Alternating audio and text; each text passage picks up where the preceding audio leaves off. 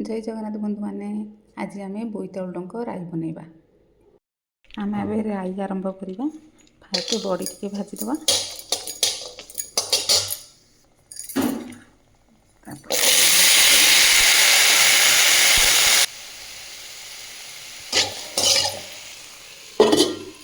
पांच मिनट हो गला। ये आम यो पत्र पकईदबा।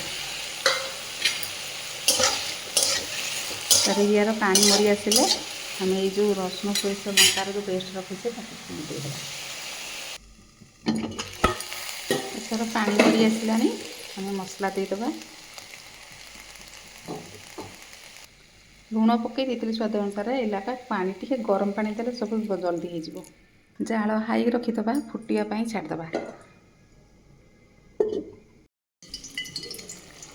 एपटे सीझीगला ये आम छुंक देदेबा। तेल तातीगला आम दुटा शुखला लंका पकईदबा।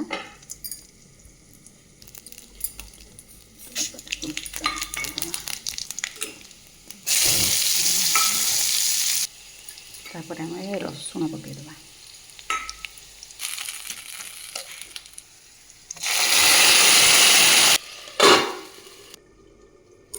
एथर हो गला टिके डाली दबा। तापर राई कंप्लीट हो गला।